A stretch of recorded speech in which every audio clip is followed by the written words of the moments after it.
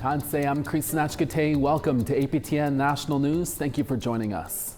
Saskatchewan's Serious Incident Response Team is investigating this week following an RCMP-involved shooting on the Flying Dust First Nation over the weekend. Last Sunday, Meadow Lake RCMP were called to a home in Flying Dust regarding a man who was allegedly acting aggressively. When two officers arrived, they found a man with a weapon and one officer shot the man. He was taken to hospital with serious injuries and his family has been notified. CERT will now investigate the incident to determine if the shooting of the man was a reasonable use of force. Flying Dust is located about 255 kilometers northwest of Prince Albert. Indigenous country is celebrating this week after three up-and-coming junior hockey players were drafted by NHL teams this past weekend.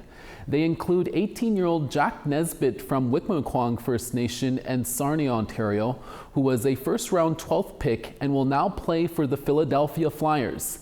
18-year-old Carter Bear from Peguis First Nation in Manitoba was a first-round 13th pick and will now play for the Detroit Red Wings. And 18-year-old Hayden Papanakis from Norway House Cree Nation was a third-round 69th pick and will play for the Montreal Canadiens. From all of us at APTN National News, a big congratulations to the Nesbitt, Bear, and Papanakis family.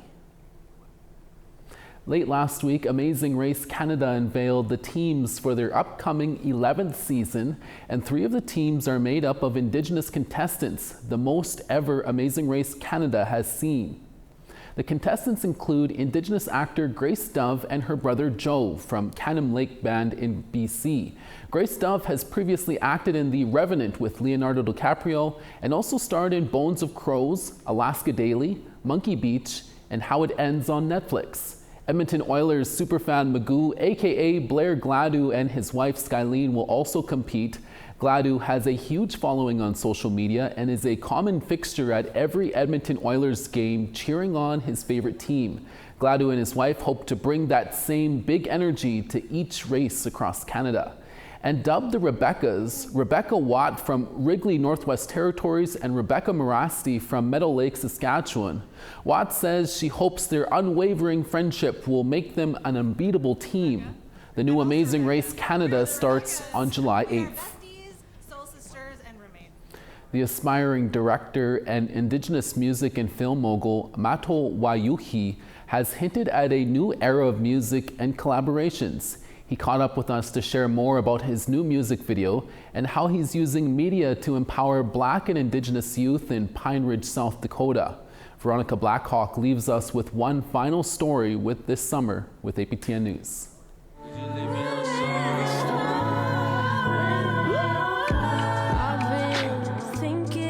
I do my own music and then I do scoring for film and television, and then I also act and stuff. So kind of doing as much as I can right now in this lifetime. Mato Wayuhi is the Oglala Lakota musician and multidisciplinary artist who's taken the Indigenous creative industry by storm. You may recognize him from on-screen appearances and the voice behind the soundtrack for Crave Originals' Reservation Dogs. Mato embarks on new endeavors surrounded by community and a passion for Indigenous storytelling. He shares insight into his upcoming EP, Sundowner.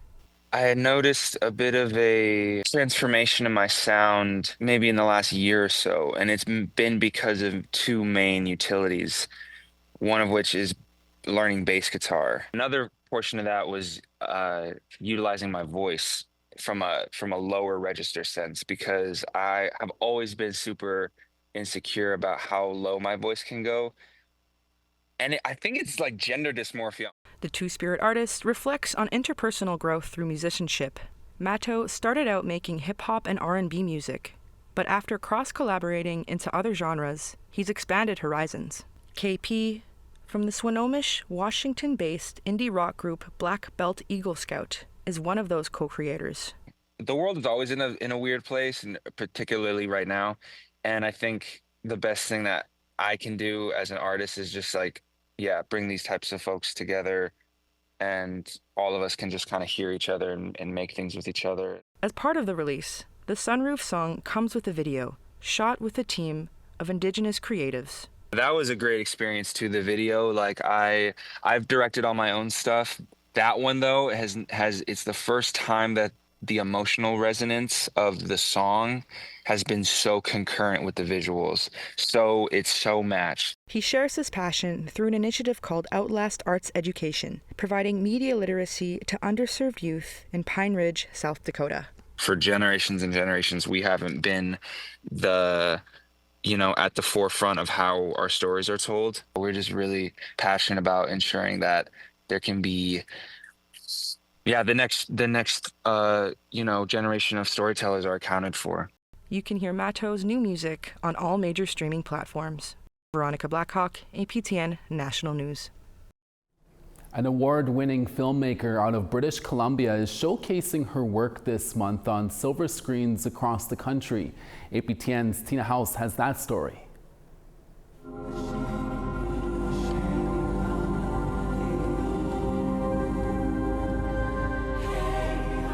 Award-winning filmmaker Jules has been making films for decades now.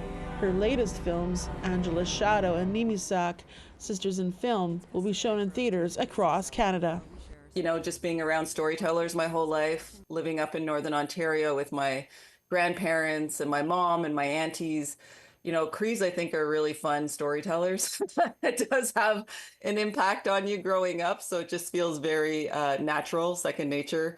I don't know, I just feel so compelled to tell really strong Indigenous stories that uplift us so that our young people can feel proud of who they are. And also I feel like our films, Indigenous cinema or Indigenous films, really provide context in terms of who we are as a people. In Angela's Shadow, starring Renai Morisseau, Sarah Lise MacArthur, and Asava Kostashian, who is the son of Jules, a young couple embark on a trip to the childhood home of the wife, played by Sarah Lise MacArthur, to visit her childhood nanny, unlocking a past that she didn't remember. Angela. It's a film of resistance, paying homage to our matriarchs back in the day, our ancestors who fought to sustain language and culture, who had to go underground. And I always say we are who we are today because of them. So, it's part of a trilogy as well. Broken Angel was the first film. Angela's Shadow is the second. Katawasasin is the third, which we're still in development with. And it follows the strong matriarchs in our lineage. And in Nimisak, Sisters in Film documentary, filmmaker Jules Kostashian travels to Montreal to interview legendary filmmaker Alanis Obomsawin as they delve into the lives of Indigenous women storytellers. Kostashian has some advice for future filmmakers. I always say, if you have a cell phone, an iPad, put it in 4K and just start shooting, just make your own films. I know big feature films have used iPhones, so whatever device that you have, just think through a story and then start filming, create a portfolio. Tina House, APTN National News, Vancouver. We're always looking for your feedback or story ideas. Here's how you can continue the conversation with us. If you have a story you want to share, send us an email to news@aptn.ca. And to read and watch our stories, go to aptnnews.ca. And you can find us online on your favorite social media sites, including TikTok, YouTube, LinkedIn, and X. Follow APTN News to join the conversation and see our latest stories. Indigenous groups in BC recently took part in a signing ceremony for the upcoming FIFA World Cup in Vancouver. That story when we come back. Stay with us.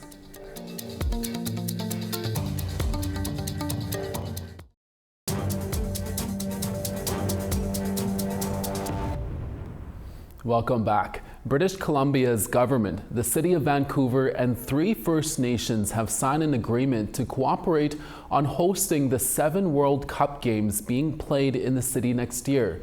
CTV's Ben Milger has the details. With several pen strokes from elected leaders of the Squamish, Musqueam, and Tsleil-Waututh nations, the Premier and Mayor of Vancouver, the parties have promised to work together to ensure the next generation of First Nations people reap the benefits of next summer's World Cup. We're a soccer community here and we had nowhere to play. Chief Wayne Sparrow hosted the signing ceremony on the soccer field at Musqueam, a legacy benefit of the 2010 Winter Olympics. So now that we have a place for our kids to play, and that shows how when we come together, how sport brings us together, that we have the opportunity now for our kids to have a place. Hundreds of thousands of tourists are expected to descend on the city for the 7 matches scheduled at BC Place.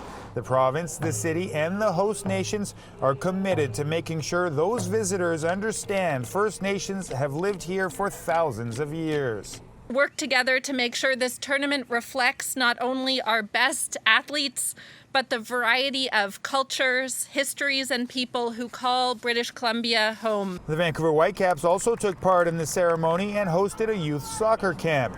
The agreement aspires to create many more such opportunities as the province prepares to welcome the world. There's no doubt, even though biased I am growing up here, we're going to host the best games the World Cup has ever seen. The Premier says the province has approached FIFA about hosting more than 7 matches if any of the other 15 cities are unable to fulfill their obligations. Ben Milger, CTV News, Vancouver. An Attawapiskat family is paddling with purpose, led by their 20-year-old son, Geronimo Cataquapit, who is documenting their journey as they plant flags. As CTV's Lydia Chubak explains, this canoe trip is about protesting the government and protecting their land. But we have to do it together. Mamo. Geronimo Cataquapit of Attawapiskat First Nation is using his skills as a filmmaker to protect his ancestral land. This is a national call to action. Cataquapit is taking a stand against the federal and provincial governments and their newly passed laws to fast-track economic projects. I didn't believe something like this could be happening this year, especially this fast, just out of the blue, almost essentially out of the blue. And so I thought, like, I took maybe an hour to process it. Then I said, okay, we got to go do something. He, his parents, and brother are doing just that. They are currently canoeing the Attawapiskat and Mukite rivers to install flags created by families who live on these waterways. These family flags just have their signature, maybe their handprints, and whatever message they want to put on there. It could be art, it could be whatever. It's totally up to them, just as long as it's made by them. And instead of hanging up Attawapiskat flags, all here where these two rivers meet, we hang up their flags to show that the families use this territory. And Cataquapit says more support is needed. Through his social media platforms, he invites others to join him for live updates, and he urges followers to take a stand against the government legislation. If we do not make our stand here, then no Indigenous nation on Turtle Island will be safe from their destructive greed. Cataquapit is a second-year university student studying geography and environmental management. He says this situation is serious enough for him to put his education on hold. If they do not respond to our demands to withdraw Bill 5 and scrap the national interest legislation, we will be prepared to further escalate our actions taken. Cataquapit's father is proud of his son's efforts. We were supporting each other, all 4 of us. And especially I was supporting our son Geronimo.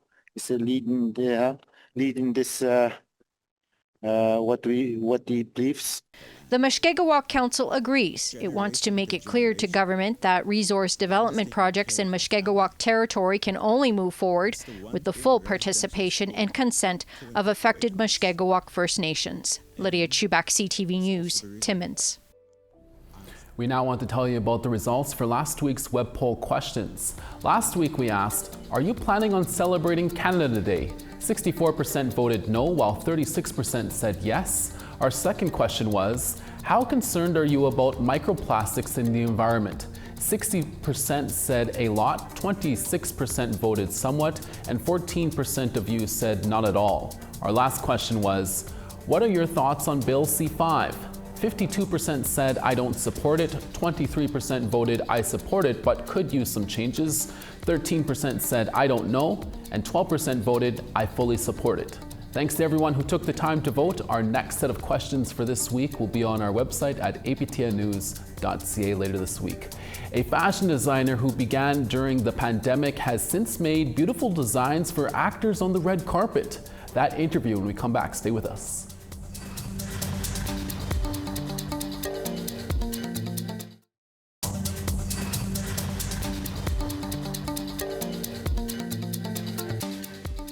Thank you for staying with us. St. John's 22, Charlottetown 23.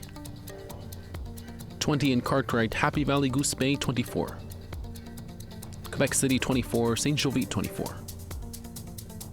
27 in Ottawa and Sun, Sault Ste. Marie, 17. Big Trout Lake, 13. Wawa, 14. Norway House, 19. God's Lake, 18 in Sun. Sunny and Gimli at 23. Winnipeg, 19. 24 in Saskatoon, Yorkton, 22. 18 in La Ronge, Buffalo Narrows, 24. 25 in Grand Prairie, Fort McMurray, 24. Partly cloudy in Calgary at 26. Medicine Hat, 31 in Sun. 33 in Penticton, sunny there. Vancouver, 25. Deeds Lake, 19. Smithers, 24.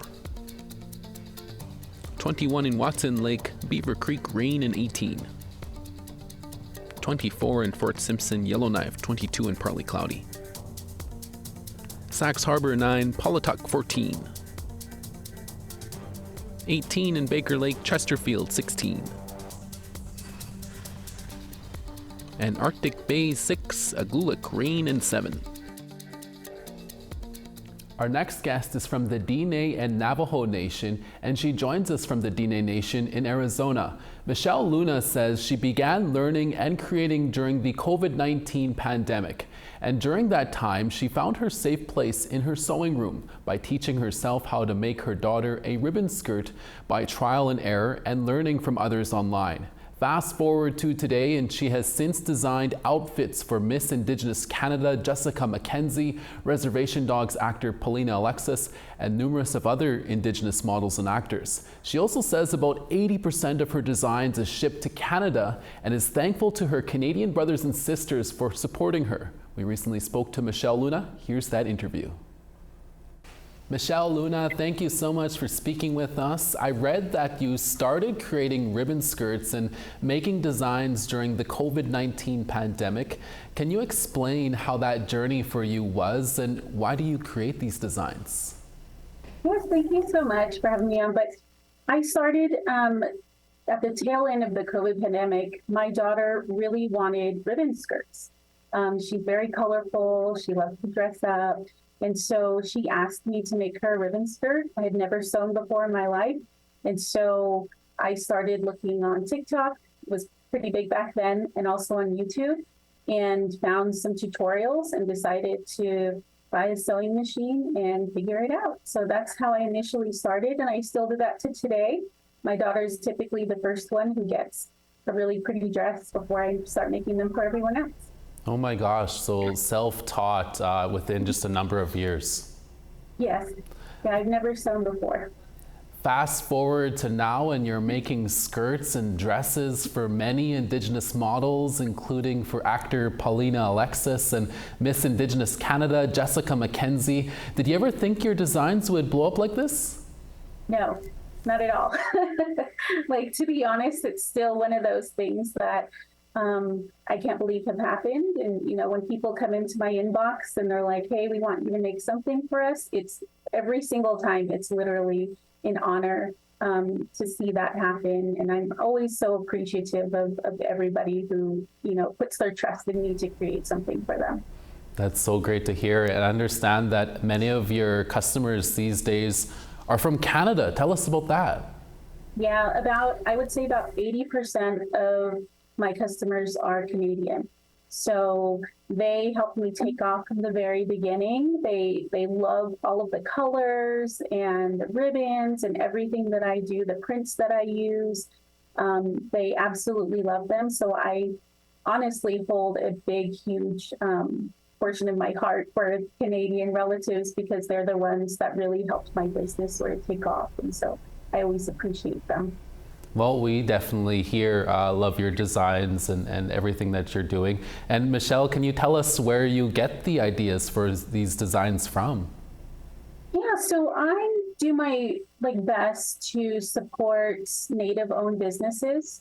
Your Canadian company, 49 Design, they have specific designs in-house. I like to use their fabrics. Teton Trade Cloth here in the U.S., they have Native artists create the designs for them, and then they print them and sell them for them. So whenever I see a new design come out, I will automatically order it and then put it on my mannequin and figure out, what do I want this to look like? And so I do a lot of draping and a lot of color matching. And so that's essentially what I do, is I just order it and then I figure out, what do I want this to look like, in hopes that everybody loves it too. That's so interesting. And finally, Michelle, what is your message to other up-and-coming Indigenous designers out there? I think my biggest message is just to start. You know, like, for a long time, I wanted to sew, but I felt like it was really scary. And I felt like I had to go to school, or I had to go to a class to learn, but I am proof that you can pick up your phone and look at some things and figure out, what do you like, right? I like colorful dresses myself. I like pretty skirts. And so what I did is I went on YouTube and figured out those types of dresses, how to make them, and looked at designs, and then I incorporated what I liked into it.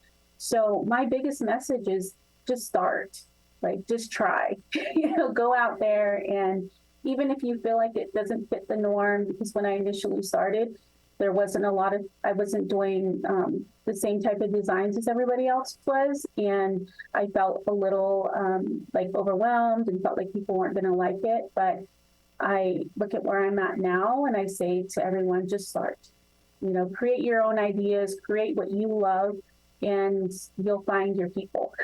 So just get out there and do it and learn and try something new and make something beautiful as much as you possibly can. Great words of advice, Michelle. Luna, we'll have to leave it there. Thank you so much for speaking with us today.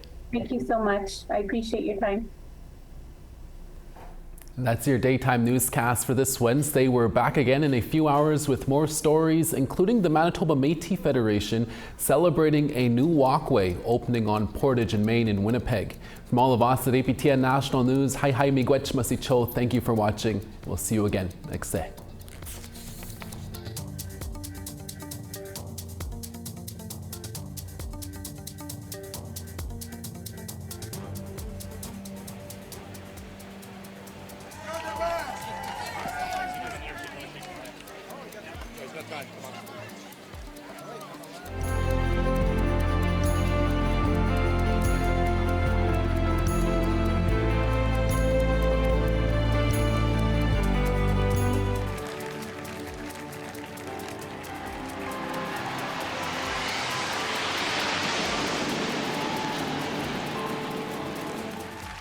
Notre drapeau est un symbole iconique.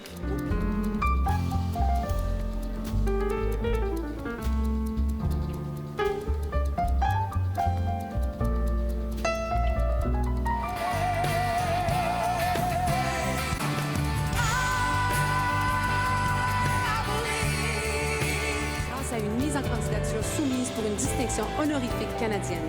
Cela a ensuite déclenché le travail essentiel des équipes de Rideau Hall ainsi que celui du Conseil qui ont recommandé.